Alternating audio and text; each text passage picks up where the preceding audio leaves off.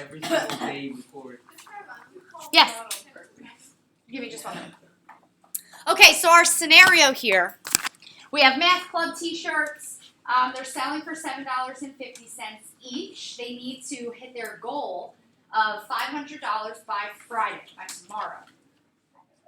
They already have this much, right? We have the picture here that tells us how much they already have. What is the minimum number of t-shirts they must sell in order to reach their goal? That's our school? No, just a scenario. Oh. Jocelyn, you can go. Besides the fact that I told you this was going to be an inequality, because that's our goal for today, we're learning about inequalities, what about this scenario tells you that this should be an inequality instead of an equation? What is the minimum? Yeah, this is probably going to be your indication. Why? Is that indicating to you that there's one answer? No.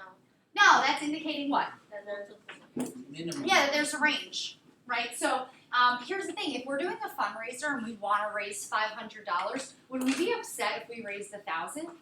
no. No, right? Like 500 is like kind of the minimum, and then like we're okay with more money. Right? There's like a range.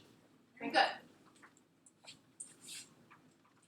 Let's say that we use T to represent the number of t-shirts. Is this inequality an accurate representation of our scenario? 7.5T is greater than or equal to 500. Why greater than or equal to? Because it could be 500. Because we want it to be 500 or more. Good. Is that an accurate inequality for this whole scenario? No. Why no? Because they already have.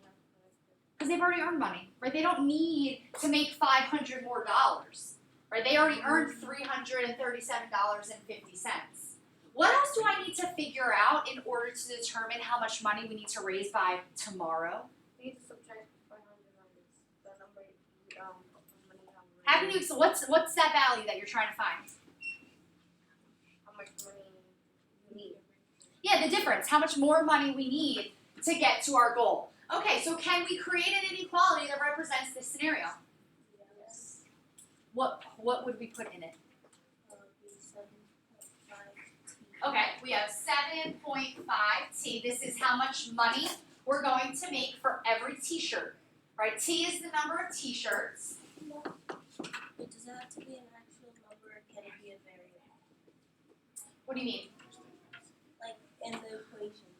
Right now, in the inequality, it's going to be a variable because we are determining how many shirts have to be sold.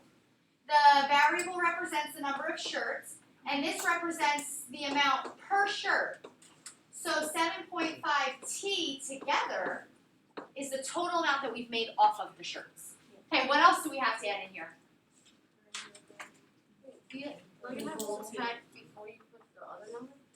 Do we? Is 7.5T the amount per shirt still going to be in there?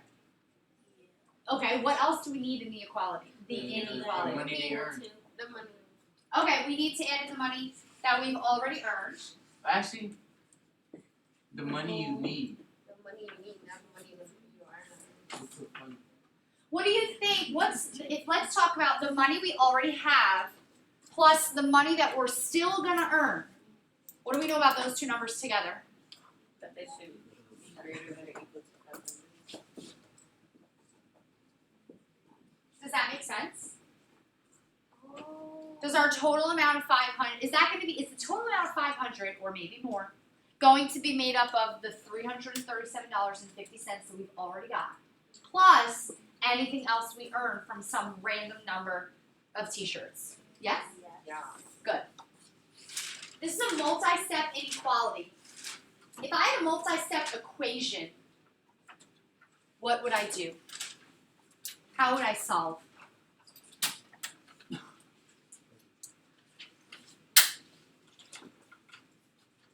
Whether we're solving an equation, an inequality, or an equation, what's our ultimate goal? We're going to isolate our variables. So we want to get t by itself. How can I do that? Am I subtracting 337.50 or am I subtracting 7.5? You have to subtract and divide. Let's look at the operations. If I have my shirts, what did we do to the shirts? What did we do to T? We multiply by 7.5, and then what? And then we added 337.50. So what are we going to do to get back to T?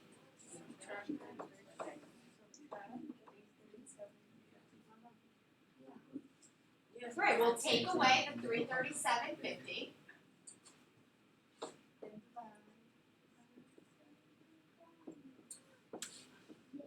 What is that difference?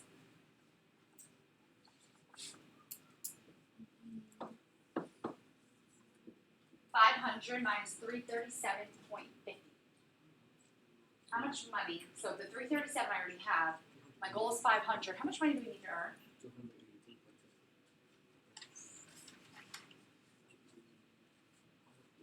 How much money do we need to earn?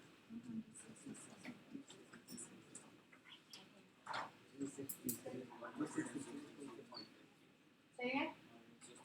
162. Now you can take that away in groups. If you had 500, you're doing this in your head, you could first take away 300, which would get you to $200. And then from the 200, you could take away 30, which would get you to 170. And then from the 170, you can take away $7, which would get you to 163. And then from there, you can take away 50 cents to get you to 162.50. Then what? We already did this. What else do we have to do? We have to divide by 7. Divide by 7.5.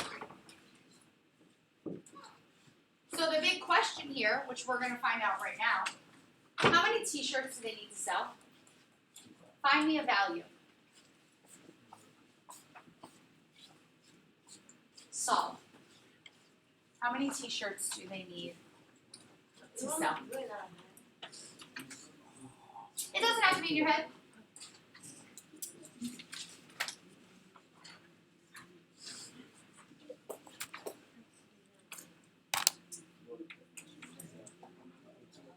So if we finish solving this inequality, how many t-shirts are they going to need to sell?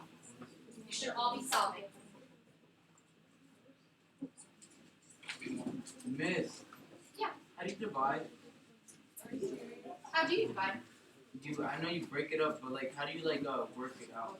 There you have options. We're going to go over a couple different ways. I forgot. You could do long division, or you could try to figure out how many 7.5s are there in 162.50. Think about how many groups of 7.5 you would need to get to certain numbers.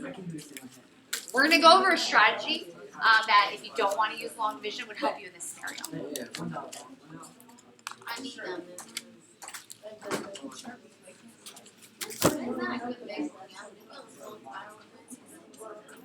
Did anyone get a value? Not yet. All right, let's get a value. What do we think? 11. Say 11. Yeah. Wait, no. 12. 12.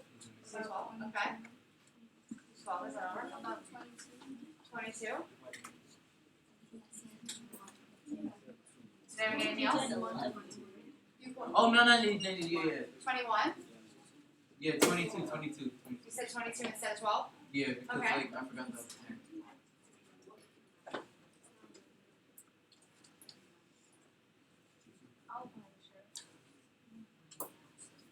Any other ideas?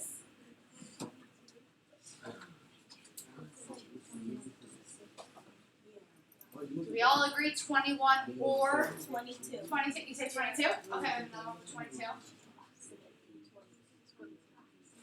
Do we need to do long division? Could we? Yes. Yes, we could. We need to take that. We want to know how many of the $7.50 t-shirts will essentially go into the $162.50. So it is division. Do I need to use long division? Probably not. If I know that one shirt is $7.50, what else do I know?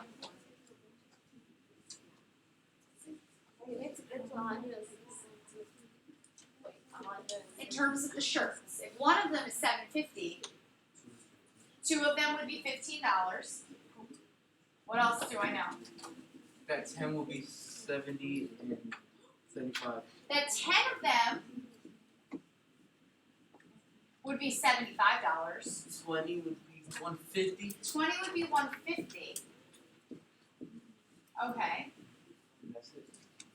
That's all you need. So 30 would be 225. Does that really help us right now? No. So what can we do with that information? Can we Combine it. make an Combination. educated? Yes. It's not even a guess, actually. No, we can actually tell you how many shirts. Using the information we have, how can we build on that? That's definitely 162.5 minus 150. What would that mean? Like the So answer. it's at least 20 shirts, right? 20 shirts would be 150, but we don't want 20 shirts. What else can we build? What else do we know? If $150 for 20 shirts, how many more shirts can we build in? If we have 21 shirts, how much money is that? How much money total would 21 shirts be? 157.50. $157.50. Okay. Can we go more than that? What about 22 shirts? 165. What is it? 165. Okay. So how many would 21 shirts be enough? No. No, 21 shirts I would be short, like $5 if I only did 21 shirts. A 22nd shirt. If you did this division, I think it comes out to like 21 point. Yeah. Right, if you did the long division, what'd you get? 21 point. Well, let's say 0.4. I don't know if that's true because I didn't do the long division. But what's the problem in this scenario if you said that your answer was 21.4? You can't It's cut up a okay. shirt. Or you're not going to sell a portion of shirt. At least I don't think so. Like, I don't think anybody's going to buy just a sleeve. I could be wrong. But in this scenario, yes, your inequality may have given you a decimal, but that can't be your answer. The 21st shirt is not enough. You're still a little bit short. So you would have to say here the 22nd. So while long division, if you understand how to do long division and that's a strategy for you, not a bad thing. But in a real scenario, still understand there's context to the problem. Okay. We are going to skip to this. When we are creating, whether it's an inequality or an equation, there's some things that we need to identify. This tends to be a weakness for a lot of us. Not that it's a weakness for each of you, I'm not saying that. But for a lot of students, they say, like, I hate word problems. I just hate them. No, I love it. Well, that's not a bad thing. And the reason so many of us don't like them is because we're not really sure what information we're supposed to use, what information is just filler information. So this is a strategy that can help you. These are the types of questions that you'll want to ask yourself as you're reading a word problem and trying to figure out what's going on. The first thing we want to identify is what information do you know? The information, not just the numbers. And sometimes like people just pull the numbers and do crazy calculations. First, identify the information. What does it even mean? Then you want to identify what do you need?